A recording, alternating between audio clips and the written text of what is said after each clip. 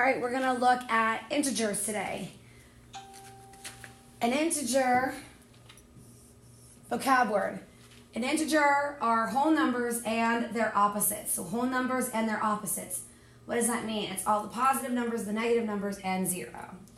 So in part A, where it says 23 degrees Fahrenheit below 0, what would that look like? Well, below would mean negative. So negative 23, the opposite of 23.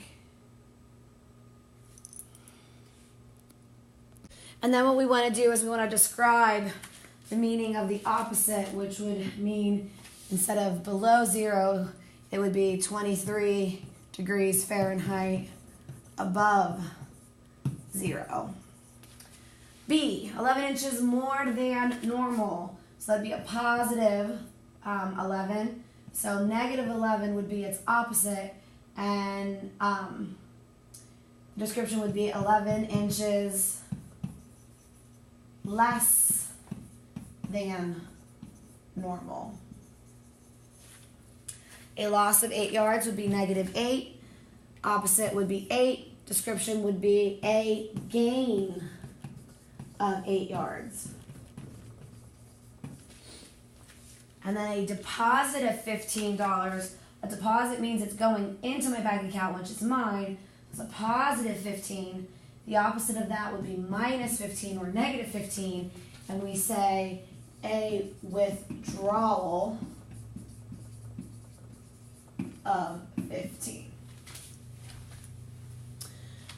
So, if you don't understand anything at this point, make sure that you write something down in your notes to ask questions tomorrow. All right, any mathematical sentence containing a less than or a greater than symbol is called an inequality. An equality compares numbers. So basically, an inequality will compare numbers. When two numbers are graphed on a number line, the number to the left is always less than the number to the right. Write two inequalities involving 1 and 2. Well, we know that 1 is greater than negative 2, and we know that negative 2 is less than 1. So those are the two ways that you could write it. Replace the dot with less than, greater than, or equal to in negative 4, and negative is what compared to negative 6 to make this true. So negative 4 is what compared to negative 6. If you need to use a number line, you can. But negative 4 is actually greater than negative 6 because it's closer. If you look at negative 4 here, it's closer to 0 than negative 6 is. 2a, write two inequalities that involve negative 7 and 3. So negative 7 is further away from 0. So negative 7 is less than negative 3. Negative 3 is greater than negative 7. And then replace the dot to compare negative 1 and 2. Negative 1 is less than 2. So that's comparing. Those are inequalities. That should be review. Again, any questions, write it down so we can talk about it tomorrow. Okay, now we're going to talk about absolute value. The absolute value of a number is the distance the number is from 0 on a number line. So that's a vocab word, absolute value, is the distance a number is from 0 on a number line. So the absolute value of 6 here is 6. The absolute value of negative 6 is 6. Because if you look, if I count 1, 2, 3, 4, 5, 6 is away, and then 1, 2, 3, 4, 5, 6 away from 0. So it's the distance from 0.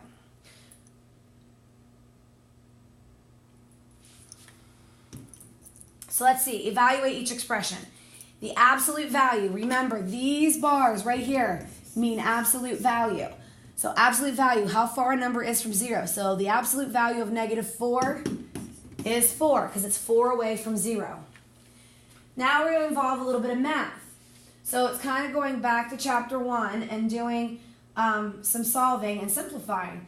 First we have to figure out what is the absolute value of negative 8. It is 8, so we write 8 underneath, minus the absolute value of 5, which would be 5 because it's 5 away. And now figure out 8 minus 5, which is 3. So it's just like doing the order of operations, and we funnel it down, simplifying little pieces at a time. and evaluate 6 plus the absolute value of x, again, the first thing we do is substitute. So 6 plus the absolute value of negative 2. So I'm replacing the negative 2 in for x. We're substituting. And now we evaluate the absolute values first. So 6 plus 2. Because negative 2 is 2 away from 0 when you think about it on a number line. And then 6 plus 2 is 8. So 8 would be my final answer. So again, we want to take the 3 and we want to substitute it in for z first. So 9 minus 5, absolute value of 3. Then we got to figure out the absolute value next. So 9 minus 5, and the absolute value of 3 is 3. Now, ladies and gentlemen, what does it mean? I have 5 and then I have an absolute value of z. What operation is that? That is multiplication. So this 3 should really be in parentheses so we know to multiply. So then the order of operations says multiply. 9, whoops, sorry about that. Let me go back. 9 minus 15, and I get negative 6 as my answer. So the biggest thing is making sure that you substitute, making sure that when you see a number with the absolute value, means multiply side by side. All right, evaluate each side, then determine which symbol less than, greater than, or equal to makes the statement true. Write your symbol in the box. So first we have to figure out the left side. So we multiply negative 16 times 2, and we get negative 32. All right, well then I have to figure out the right side. So I have to multiply first, so I get negative 30 on top over 3. Then I have to keep simplifying. So negative 32 on the left side, and I get negative 10 after I take negative 30 divided by 3 on the right side. And then I compare. What is negative 32 compared to negative 10? And it is less than. Less than. What is the value of A, B, minus the absolute value of C? So the first thing we have to do is substitute. Remember, side by side means multiplication. So what we have now is A is 14 times, I'm going to use parentheses, negative 2 minus the absolute value of negative 8. Negative 8. And then I multiply 14 times negative 2, which we get negative 28.